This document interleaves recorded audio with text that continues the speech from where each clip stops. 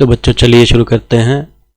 कक्षा 10 विज्ञान अध्याय 9 यह 2 पार्ट में आएगा।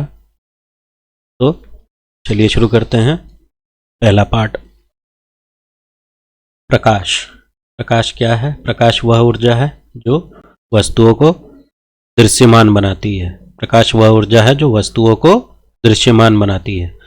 प्रकाश सरल रेखाओं में गमन करता प्रतीत होता है और अपारदर्शी वस्तु द्वारा प्रकाश के रास्ते पर आने पर छाया बनती है।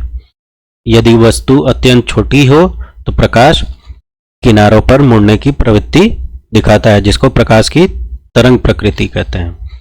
तो आधुनिक क्वांटम सिद्धांत के अनुसार प्रकाश न तो पूरी तरह तरंग है और न ही केवल कण है, यह दोनों के बीच सामंजस्य है। अब बात करते हैं प्रकाश का परावर्तन की। तो आइए देखते हैं परावर्तन के नियम। तो आपतन कोण, जिसको कि एंगल आई से दिखाते हैं, और परावर्तन कोण, जिसको कि एंगल आर से दिखाते हैं, दोनों बराबर होते हैं। तो आपतन कोण और परावर्तन कोण दोनों बराबर होते हैं। आपतित किरण दर्पण के आपतन बिंदु पर अभिलंब तथा परावर्तित किरण सभी एक ही तल पर होते हैं। तो आपतित किरण आपतन बिंदु पर, तो आपतित किरण जिस बिंदु पर दर्पण से टकराती है उसको बोलते हैं आपतन बिंदु। आपतित किरण आपतन बिंदु पर अभिलंब, आपतन बिंदु पर अभिलंब तथा परावर्तित किरण सभी एक ही तल पे होते हैं। और आपतित किरण और अभिलंब के बीच कोण को आपतन कोण बोलते हैं। उसी तरह परावर्तित किरण और अभिलंब के बीच के कोण को परावर्तन कोण बोलते हैं। और परावर्तन का पहला नियम क्या है कि आपतन कोण और परावर्तन कोण दोनों बराबर होते हैं। दूसरा नियम क्या है कि आपतित किरण दर्पण के आपतन बिंदु पर अभिलंब और परावर्तित किरण सभी एक ही तल पर होते हैं। तो ये था प्रकाश का परावर्तन। अब देखते हैं गोलीय दर्पण। तो गोलीय दर्पण भी 2 प्रकार के होते हैं। एक होता है अवतल दर्पण, दूसरा होता है उत्तल दर्पण। तो इसमें क्या होता है, परावर्तक पृष्ठ अंदर की ओर होता है, जिसको कि हम ऐसे भी कह सकते हैं परावर्तन दिश गोले के केंद्र की ओर। मतलब जिस तरह गोले का केंद्र होता है उसका परावर्तन उसी तरफ होता है। किसमें? अवतल दर्पण में।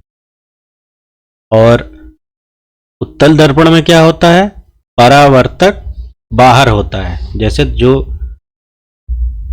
यह गोला बनता है तो यह परावर्तक उत्तल दर्पण में बाहर की ओर होता है। इसको आप ऐसे समझ सकते हैं कि चम्मच जो आप इस्तेमाल करते हैं खाने में, तो चम्मच का वह हिस्सा जो कि हम किसी सामान को जिसमें उठाते हैं, वह हिस्सा क्या है, वह अवतल दर्पण वाला हिस्सा होता है, और उसके विपरीत वाला हिस्सा उत्तल होता है। अब देखते हैं दर्पण की शारीरिक रचना। तो मुख्य अक्ष जहां पर अवतल दर्पण को छूती है उसको उसका ध्रुव बोलते हैं। और वक्रता केंद्र क्या होता है, वह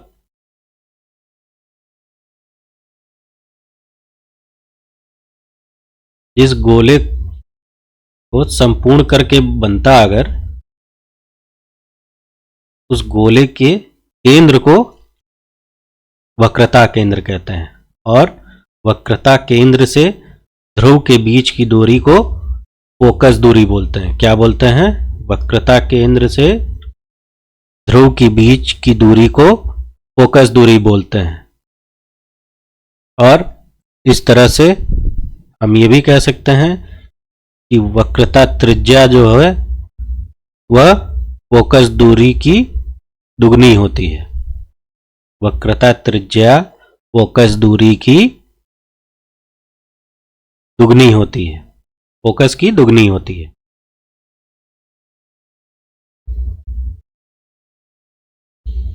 अब बात करते हैं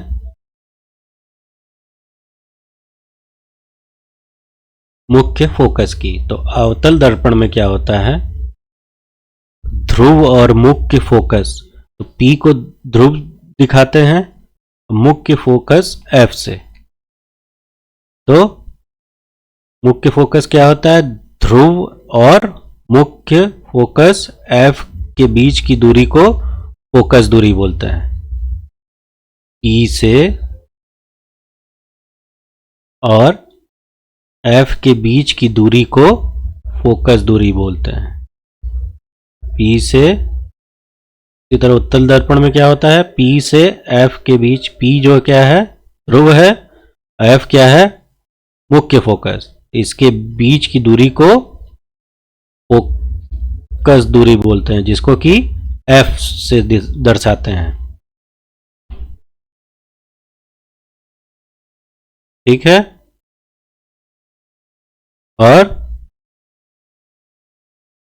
वक्रता त्रिज्या जो होती है फोकस दूरी की दुगनी होती है। वक्रता त्रिज्या फोकस दूरी की दुगनी होती है।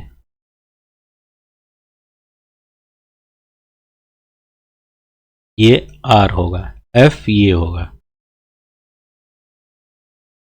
कुछ फिगर में गलती हो गई है। तो ध्रुव और मुख्य फोकस F के बीच की दूरी को फोकस दूरी बोलते हैं, जिसको कि अंग्रेजी के स्मॉल f से दर्शाते हैं। और R जो होता है वक्रता त्रिज्या जो होता है फोकस दूरी की दोगुनी होती है। ये है R। अब बात करते हैं किरण आरेखों के नियम की। तो मुख्य अक्ष के समानांतर किरण परावर्तन के बाद फोकस से गुजरती है। कोई भी किरण अगर मुख्य अक्ष के समानांतर आती है तो परावर्तन के बाद फोकस से होकर गुजरती है, यह पहला नियम है। दूसरा, अगर फोकस से गुजरने वाली किरण परावर्तन के बाद मुख्य अक्ष के समांतर हो जाती है। अगर मुख्य अक्ष के समांतर कोई किरण आ रही है तो परावर्तन के बाद फोकस से गुजरती है, और अगर कोई किरण फोकस से गुजरती है तो परावर्तन के बाद मुख्य अक्ष के समांतर हो जाती है। उसी तरह वक्रता केंद्र से गुजरने वाली किरण उसी पथ पर, जिस पथ पर आती है उसी समान पथ पर वापस जाती है। तो वक्रता केंद्र से गुजरने वाली किरण उसी पथ पर वापस परावर्तित होती है। और ध्रुव पर आपतित किरण सममित रूप से परावर्तित होती है। अगर कोई भी किरण ध्रुव पर आपतित होती है तो सममित रूप से परावर्तित होकर निकलती है। ठीक है।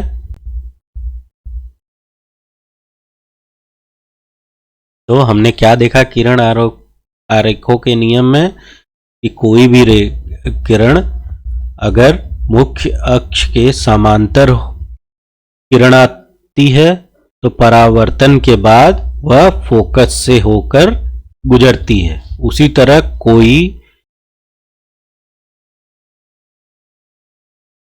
किरण जो फोकस से होकर गुजरती है तो परावर्तन के बाद मुख्य अक्ष के समांतर हो जाती है और वक्रता केंद्र से गुजरने वाली किरण उसी पथ पर वापस परिवर्तित होती है और ध्रुव पर आपतित किरण सममित रूप से परावर्तित होती है तथा आपतित कोण परावर्तित कोण के बराबर होती है। अब देखते हैं अवतल दर्पण पर बिंब कैसे बनते हैं। तो अगर कोई वस्तु अगर अनंत पर है तो उसका प्रतिबिंब जो है वह फोकस F पर बनेगा और अत्यधिक छोटा होगा, वास्तविक होगा, वह उल्टा होगा। वहीं अगर C से परे है यानी वक्रता केंद्र से परे है लेकिन अनंत पर नहीं है, C से परे है, जो कोई भी वस्तु अगर अनंत पर है तो वो भी तो C से परे हुई, लेकिन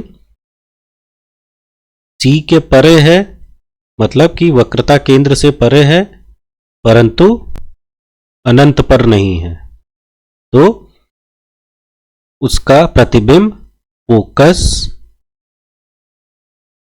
और वक्रता केंद्र के बीच बनेगा। वक्रता केंद्र से परे है मगर अनंत पर नहीं है कोई भी वस्तु, तो उसका प्रतिबिंब फोकस और वक्रता केंद्र के बीच बनेगा, वास्तविक होगा, छोटा होगा और क्योंकि वास्तविक प्रतिबिंब होगा तो उल्टा भी होगा। अब देखते हैं यदि कोई भी वस्तु अगर वक्रता केंद्र पर है तो उसका प्रतिबिंब उसी वक्रता केंद्र पर बनेगा, वास्तविक होगा, उल्टा होगा और वस्तु के समान साइज का ही होगा। और अगर वस्तु वक्रता केंद्र और फोकस के बीच रहेगा तो उसका प्रतिबिंब C के परे यानी वक्रता केंद्र के परे बनेगा और बड़ा होगा, वास्तविक होगा और उल्टा होगा। तो वक्रता केंद्र और फोकस के बीच अगर कोई वस्तु है तो उसका प्रतिबिंब वक्रता केंद्र से परे बनेगा, उल्टा होगा और उस वस्तु से बड़ा होगा। अब देखते हैं अगर ध्रुव जो कि P से दर्शाते हैं और फोकस के बीच होगा तो उसका आभासी, सीधा और बड़ा प्रतिबिंब बनेगा। तो अनंत पर जो बिंदु साइज का था जो कि फोकस पे इसका प्रतिबिंब बन रहा था, इसका इस्तेमाल टॉर्च की हेडलाइट में होता है और वक्रता केंद्र और फोकस के बीच अगर कोई वस्तु रहती है तो उसका प्रतिबिंब वक्रता केंद्र के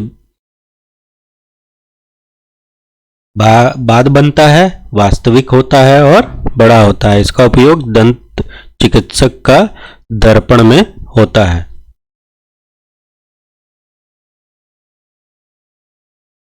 तो आइए देखते हैं अवतल दर्पण पे बनने वाले प्रतिबिंब का सारांश। तो अगर कोई भी वस्तु अनंत पर है तो उसका प्रतिबिंब फोकस पर बनेगा और उसका साइज जो होगा अत्यधिक छोटा होगा, वास्तविक होगा उसकी प्रकृति और उल्टा होगा। अगर वक्रता केंद्र से परे है तो फोकस तथा वक्रता केंद्र के बीच बनेगा और जो प्रतिबिंब होगा छोटा होगा, वास्तविक होगा और उल्टा होगा। अगर वक्रता केंद्र पर कोई वस्तु है तो उसका प्रतिबिंब उसी वक्रता केंद्र पर ही बनेगा और उसके प्रतिबिंब का साइज समान होगा, वस्तु के वास्तविक होगा और उल्टा होगा। अगर वक्रता केंद्र और फोकस के बीच कोई वस्तु है तो उसका प्रतिबिंब C से परे बनेगा, बड़ा होगा, वस्तु की साइज से वास्तविक होगा और उल्टा होगा। अगर कोई भी वस्तु फोकस पर है तो उसका प्रतिबिंब अनंत पर बनेगा, अत्यधिक बड़ा होगा, वास्तविक होगा, उल्टा होगा। और ध्रुव और फोकस के बीच अगर कोई वस्तु होगी तो उसका प्रतिबिंब दर्पण के पीछे बनेगा, बड़ा होगा और आभासी व सीधा होगा। तो आप देख रहे हैं कि केवल एक ही स्थिति ऐसी है जिसमें कि ध्रुव और फोकस के बीच अगर कोई वस्तु है तो उसका प्रतिबिंब दर्पण के पीछे आभासी व सीधा बनेगा।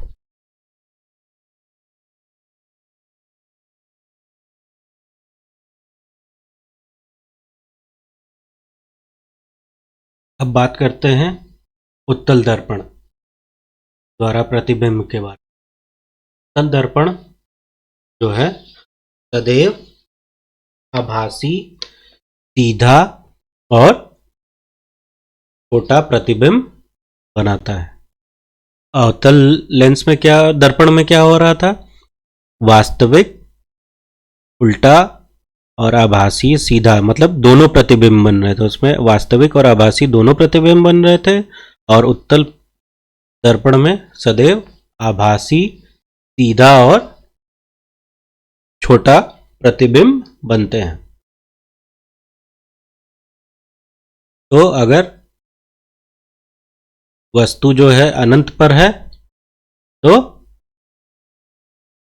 उसका प्रतिबिंब फोकस पे बनेगा और अत्यधिक छोटा होगा। बिंब अगर परिमित दूरी पर है तो उसका प्रतिबिंब ध्रुव और फोकस के बीच बनेगा और छोटा बनेगा। और यह कैसा होगा, आभासी व सीधा। तो उत्तल दर्पण के केस में हमेशा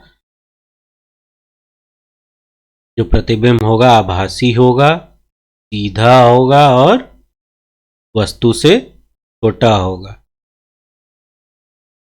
वहीं के विपरीत अवतल लेंस में आभासी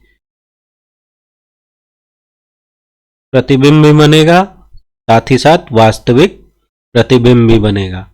और आभासी प्रतिबिंब तभी बनेगा जब वस्तु ध्रुव और फोकस के बीच रहेगा, एक ही स्थिति में। अब उत्तल दर्पणों के उपयोग को देखते हैं। तो पश्च दृश्य दर्पण जो कि वाहनों में इस्तेमाल होते हैं, वह उनमें उत्तल दर्पणों का प्रयोग होता है। तो यह वाहनों में ड्राइवर के बगल में लगाए जाते हैं। इनका लाभ क्या होता है, क्योंकि यह आभासी और सीधा प्रतिबिंब बनाते हैं तो ये सदैव सीधा प्रतिबिंब बनाते हैं। दूसरा लाभ क्या है, इनका दृष्टि क्षेत्र बड़ा होता है। क्यों बड़ा होता है, क्योंकि यह बाहर की ओर वक्रित होते हैं। इनका दृष्टि क्षेत्र बड़ा होता है। क्यों, क्योंकि यह बाहर की ओर वक्रित होते हैं। यहां तक कि सुपरमार्केटों में भी इनका इस्तेमाल होता है। अब इसके आगे का भाग हम देखेंगे अध्याय 9 प्रकाश के दूसरे वीडियो में। अगर आपको वीडियो अच्छी लगी तो लाइक, शेयर, सब्सक्राइब करिए और डिस्क्रिप्शन में आपको क्विक रिवीजन सीरीज का प्लेलिस्ट भी मिल जाएगा। धन्यवाद।